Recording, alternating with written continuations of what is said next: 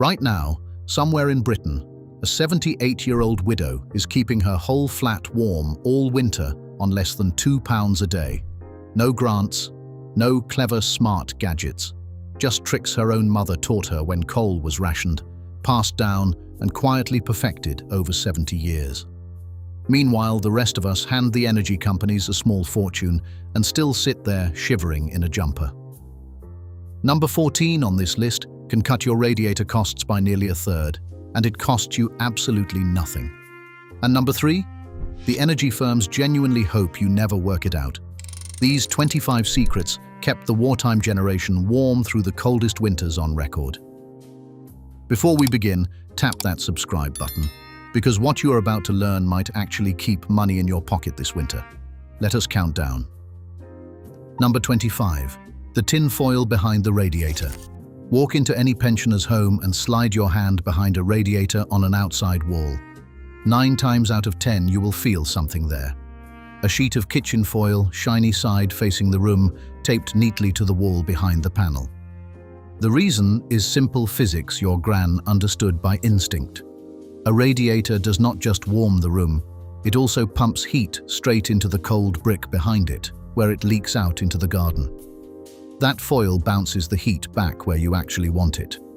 A roll of bog-standard kitchen foil costs about £1 and does the whole house. The fancy purpose-made reflector panels cost 15 quid and do exactly the same job. On an external wall, it can claw back as much as a fifth of the heat that radiator was quietly throwing away. Free warmth hiding in plain sight. Number 24. Bleeding the radiators. Here is the one that catches everybody out. You turn the heating on, the radiator gurgles, the top stays stone cold while the bottom burns your hand. Air has crept into the system, and your boiler is working flat out to heat a radiator that is half full of nothing. Your granddad would fish that little square key out of the kitchen drawer every autumn without fail. Pop it in the valve at the top corner, turn it a quarter, hold an old tea towel underneath, and listen for the hiss. The moment water dribbles out, you nip it shut again. 5 minutes every radiator in the house, once a year. A radiator running at full heat instead of half can cut a noticeable slice off your bill, because the boiler stops straining to warm dead air. Most people pay an engineer £50 to do what a 30p key does in minutes. Number 23. Closing the curtains the moment it goes dark. The wartime generation treated their windows like open doors, because that is exactly what they are. Glass is hopeless at holding heat. As the sun drops, your warm room starts bleeding straight out through the panes. So the ritual was sacred. The second the streetlights flickered on, round the house she went, drawing every curtain tight. But here is the bit most people miss. During the day, on a bright winter morning, those same curtains came wide open to let the free sunshine pour in and warm the room for nothing. Heavy lined curtains were prized like gold, and many a gran would line thin ones herself with an old blanket stitched to the back. That simple trapped pocket of air between curtain and glass can cut heat loss through the window dramatically. Sunlight in by day, heat in by night. It costs you the effort of pulling a cord. Number 22. The chimney balloon. If you have an old fireplace you never use, you have a hole in your living room the size of a dustbin, and warm air is rushing up it day and night like water down a plug hole. Your gran knew this. Before the clever inflatable balloons existed, she would stuff the chimney with an old pillowcase packed with newspaper, wedged up out of sight. These days, a proper chimney balloon costs around £20. You inflate it up the flue, and it sits there blocking that draft completely. The amount of warm air an open, unused chimney swallows is genuinely shocking, often enough to need a couple of extra hours of heating a day just to keep up. One word of caution she always gave. If that fire ever gets lit again, the balloon comes out first, no exceptions. Block the chimney you do not use, and your money stops disappearing up it. Number 21. The shelf above the radiator. This one looks like decoration, but it is pure engineering. Heat rises off a radiator and climbs straight up the wall, often vanishing behind the curtains or warming the ceiling where nobody is sitting. Pensioners fit a simple wooden shelf a few inches above the radiator, and that little ledge stops the rising heat in its tracks and nudges it out into the room instead, right at sitting height, where your cold feet actually are. It is the same reason every old radiator had a windowsill or a mantle just above it. A length of timber from the local hardware shop costs a couple of pounds. The effect is that the warmth reaches you faster, so the room feels comfortable sooner and you reach for the thermostat far less often. A £2 shelf paying you back all winter long. Number 20. The letterbox and the keyhole. Stand in your hallway on a windy night and you can often feel it. A thin, cold finger of air pushing through the letterbox, under the front door, even through the keyhole. The post-war generation hunted these drafts like detectives. A brush strip screwed behind the letterbox flap, a little swinging cover over the keyhole, a fitted brush seal along the bottom of the door. Each one costs barely a few pounds. On their own they seem trivial, but a typical front door has half a dozen gaps quietly letting the warm air out and the cold air in, and together they force your heating to work harder than it should. Gran would run a lit candle slowly round the doorframe on a breezy day, watching for the flame to flicker, marking every leak. Seal the gaps you cannot see, and the room finally holds the heat you paid for. Number 19. Bubble wrap on the windows. It sounds daft, but it is one of the cleverest tricks going, and it cost nothing because the bubble wrap came free with the parcels. You cut a sheet to fit the window pane, spray a fine mist of water on the cold glass, and press the bubble's side against it. It clings there on its own, no glue, all winter. Those thousands of tiny air pockets act exactly like double glazing. The light still comes through, the cold does not.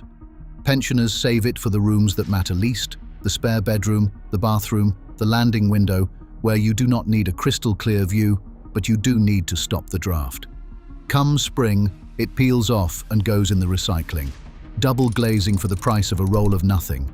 The wartime spirit of wasting absolutely nothing, alive in a single sheet of plastic. First pattern break. Here is where it gets interesting. Number 18. Turning the thermostat down a single degree. This is the one nobody wants to hear, and everybody should. The instinct, when you feel a chill, is to crank the heating up to 23, 24 degrees. Your Gran's generation would have fainted at the thought.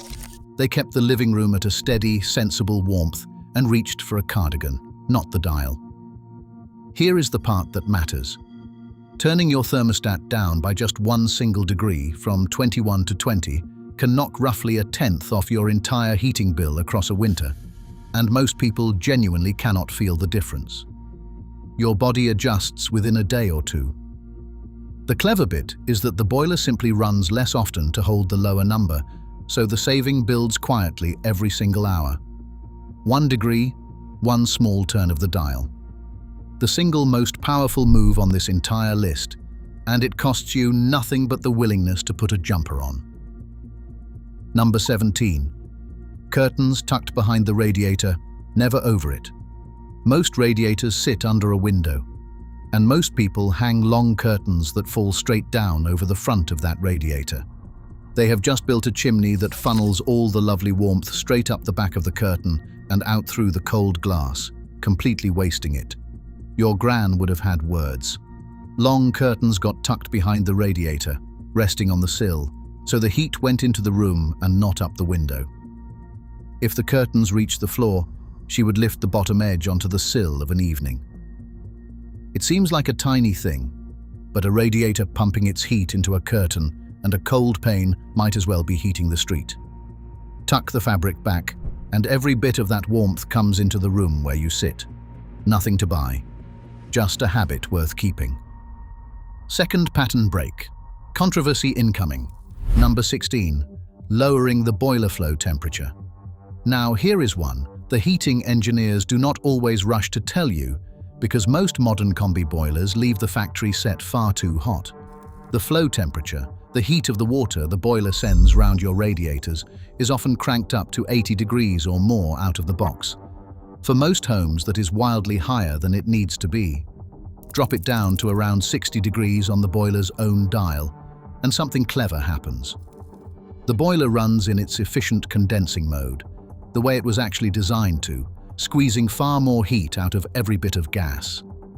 The rooms still get warm, they just take a little longer to get there, which is no hardship if your heating comes on before you wake.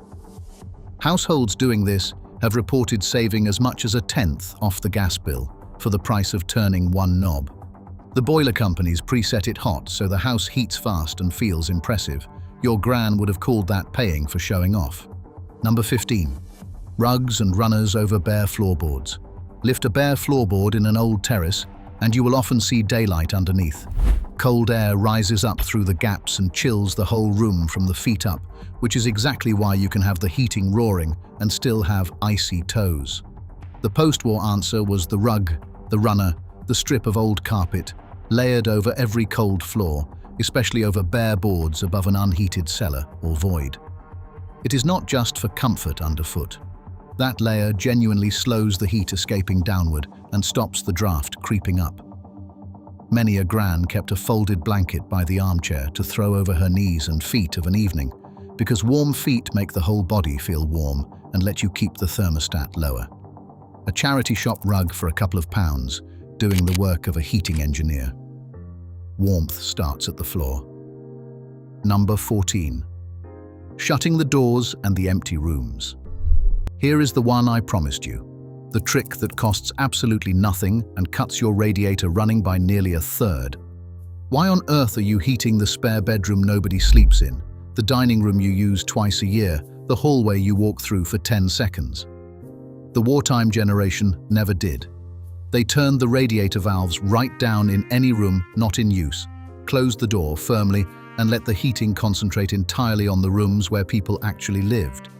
Your boiler only has so much warmth to give. Spread it across the whole house and everywhere stays lukewarm.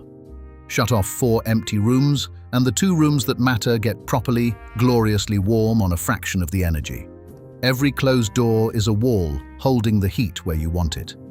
It is the simplest discipline on this list, and your gran did it without ever thinking twice. Number 13. The window film over the glass. Cousin to the bubble wrap, but for the front rooms where you still want to see out properly. Pensioners use a thin, clear shrink film, the sort you fix to the frame with double-sided tape and then warm gently with a hairdryer until it pulls tight and invisible. It creates a sealed pocket of still air against the cold pane, the exact principle behind double glazing, for a few pounds a window instead of a few hundred. On a single glazed window in an old house, the difference you feel sitting beside it is night and day. No more cold radiating off the glass and chilling your shoulder.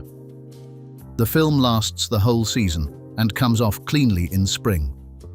For those who cannot afford to replace old windows, and that is many, this is the closest thing to free double glazing there is. Make do and mend in a roll. Number 12. The slow cooker instead of the oven.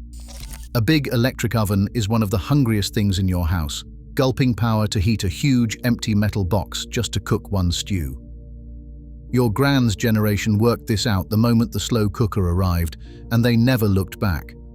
That little crock pot sips a tiny trickle of electricity, less than an old-fashioned light bulb, and ticks away all day, turning the cheapest, toughest cut of beef into something that falls off the fork. You throw it all in before the morning programs, and by tea time the house smells like Sunday, and the meal cost pennies to cook. Compare that to an oven running for 2 hours, and the saving stacks up dinner after dinner, week after week. The cheap cut, the long, slow cook, the tiny bill. It is the thrift of the post-war kitchen running on a fraction of the modern energy. Why heat a whole oven to feed one pot? Number 11. Batch baking and the borrowed oven heat. If the oven does go on, the wartime rule was simple. Never waste it. You do not heat that great box for a single tray. You fill it. A cake, a tray of scones, a casserole, and a batch of jacket potatoes, all in together, all from one heating. Then comes the cleverest part. When the cooking is done and the oven goes off, Gran would leave the door wide open. All that built-up heat, instead of being trapped and wasted inside the cooling oven, drifts straight out and warms the kitchen for free, exactly when the family was gathering for tea. She paid to heat that oven once and got 2 jobs out of it, the food and the warm room. Modern habits waste both. Cook everything at once, then let the leftover heat work for you. Nothing paid for twice. Third pattern break. Number 10. The heated air instead of the tumble dryer. The tumble dryer is, after the oven, one of the most expensive things you can switch on, churning through power to blast hot air for an hour just to dry a load of washing. Pensioners avoid it like the plague. In its place, the heated air, a folding electric clothes rack that costs a few pence an hour to run, a fraction of the dryer. You drape the washing over it, throw a sheet over the top to trap the warmth like a tent, and the whole load is dry by morning for next to nothing. The old generation simply hung washing over the air near the warm room and let the air do it for free, never dreaming of paying to tumble it. A heated air costs around £40 to buy and pays for itself in a single winter against a dryer. Dry your clothes for pennies, not pounds. Number 9. The air fryer revolution. Here is the modern trick the wartime generation took to instantly, because it is pure thrift dressed in new clothes. An air fryer is really just a tiny, fierce oven, and that is the whole point. It heats a small space in minutes instead of warming a vast, empty oven for half an hour, and it cooks far faster on a fraction of the electricity. Chips, a jacket potato, sausages, a bit of fish, a reheated leftover, all done in a tenth of the energy a full-size oven would burn. For 1 or 2 people, which is exactly how many pensioners live, running the big oven to cook a single meal is madness, and they know it. The air fryer does the same job for a few pence. It is the slow cooker's quick cousin, and between the two of them, that hungry oven barely gets switched on all winter. Small box, small bill, same dinner. Number 8. The timer, not the constant low setting. There is an old myth that it is cheaper to leave the heating ticking over on low all day than to switch it on and off. The wartime generation, who counted every penny of fuel, knew better. Leaving the heating running all day means you are paying to heat an empty house while you're out at the shops or fast asleep under the covers. The trick is the programmer. You set the heating to come on 20 minutes before you wake, click off once you are up and moving, fire up again in the late afternoon before it turns cold, and switch off an hour before bed when the blankets take over. Heat the house only when bodies are actually in it and awake. An empty, warm house is money poured down the drain. Set the timer to match your life, and you stop paying to warm rooms nobody is standing in. Number 7. The thermal layers, the vest, and the bed socks. Before anyone reached for the dial, the old generation reached for another layer, and they were never cold. The secret was never one thick jumper. It was layers. A thin thermal vest against the skin, trapping a warm pocket of air, then a shirt, then a cardigan. A good pair of bed socks. A scarf indoors on the bitterest days, because so much heat escapes from a bare neck. They understood that the cheapest heating system in the world is the one you wear, costing nothing to run once you own it. A thermal vest from the market is a few pounds and works every single winter for years. Dress for the temperature you keep the house at, rather than heating the whole house to suit a t-shirt.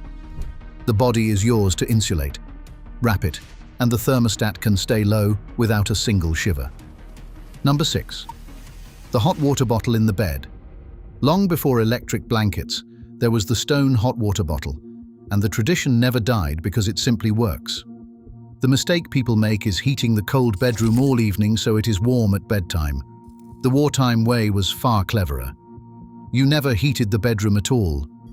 Instead, 20 minutes before bed, you filled a hot water bottle from the kettle, slipped it under the covers, and by the time you climbed in, the bed was a warm nest waiting for you. The bottle holds its heat for hours, seeing you off to sleep, and costs you only the price of boiling a kettle.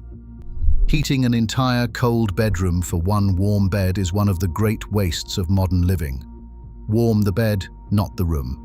A £2 bottle and a kettle of water, and the upstairs heating can stay off all night long. Number 5. The flask of tea. Here is one that sounds almost too small to matter, until you do the sums. How many times a day do you boil the kettle for a single cup? And how many times do you boil it far too full? The thrifty generation boiled the kettle once in the morning, made a proper pot, and poured the rest straight into a flask that kept it piping hot until the afternoon. No reboiling. No standing the kettle on again and again all day, each time heating far more water than one mug needs. A kettle is a surprisingly hungry thing for the few seconds you use it, and the waste is in the boiling of water you never drink. Fill it only to the cup or two you actually want. Better still, make the pot once and flask the rest. Pennies, over and over, every single day. The old hands knew that small leaks sink the ship. Fourth pattern break. Number 4. Keeping the oven door open after cooking. We touched on this, but it earns its own place near the top because it is the purest example of the wartime mind at work. You have just paid good money to heat that oven to 200 degrees to roast the dinner. The moment you switch it off, that oven is still glowing with expensive heat. The modern habit is to shut the door and let all that warmth die slowly inside the cooling metal, completely wasted. Your gran would never. The instant the food was out, the oven door came open, and that wall of warmth rolled out into the kitchen exactly as the family sat down to eat in the warmest room in the house. She heated that oven once and got 2 gifts from it, the meal and a toasty kitchen, with the heating still switched off. Never let the heat you paid for cool down behind a closed door. Open it up and stand in the warmth. Number 3. The heated throw on the sofa. This is the one the energy companies genuinely hope you never work out, because it changes everything. Picture the usual winter evening. You fire up the central heating to warm an entire room, every cubic foot of air, the ceiling, the walls, all so that 2 people can sit on a sofa and watch the telly. It is enormously wasteful. The pensioner's answer is the heated throw, a soft electric blanket you drape over your lap on the sofa. It warms you directly, the only thing in the room that actually needs warming, and it costs around 3 pence an hour to run. 3 pence. Set against pounds an hour to heat the whole room, the difference is staggering. You sit there cozy as anything under the throw, telly on, heating off. Once people try it, they rarely go back. Warm the body that feels the cold, not the empty air around it. The single biggest evening saving on this whole list. Number 2. The one warm room. This is the strategy that ties everything together, and it is exactly how the wartime generation survived the bitterest winters in homes with no central heating at all. They did not try to warm the whole house. That was a luxury nobody could afford. Instead, they chose one room, the front room, the kitchen, wherever the family gathered, and they made that one room properly, beautifully warm. Doors shut, curtains drawn, drafts blocked, everyone in together. The rest of the house was simply accepted as cold, and you nipped through it quickly to bed under heavy blankets. Modern life tries to keep every room at the same temperature at all times, which is precisely why the bills are so eye-watering. Concentrate your warmth where the people are, let the empty rooms be cold, and your heating works a fraction as hard. One warm room shared. It is not deprivation. It is exactly how families stayed close and cozy on almost nothing. And finally, number 1. Heat the body, not the building. Everything on this list comes back to one single piece of wisdom the wartime generation understood in their bones. And it is the reason a pensioner can stay warm all winter for a fraction of what the rest of us pay. We have it backwards. We pour money into heating thousands of cubic feet of air, walls, ceilings, empty rooms, all in the desperate hope that some of that warmth eventually reaches our cold hands and feet. The old way was the opposite. You warm the body directly and let the house be cool. The electric blanket on the bed switched on for pennies 20 minutes before you turn in, so you climb into warmth without heating a single radiator upstairs all night. The throw on the sofa, the hot water bottle, the extra layer, the blanket over the knees. Every one of them heats the person where the cold is actually felt for next to nothing, instead of heating the building where it is not. That is the secret. Not a single gadget, but a whole way of thinking that the energy companies would dearly love you to forget. Heat yourself, and the house can look after itself. So here is my challenge. Try just one of these this week. The tin foil behind the radiator, bleeding the lot of them, The heated throw on the sofa of an evening with the heating off. Then come back and tell me in the comments whether your bill moved, because mine did, and I am not going back. Tell me which trick your own gran swore by and which one you think saves the most. Your grandmother kept warm through worse winters than we will ever see, on a fraction of what we spend. She knew. Now you know too.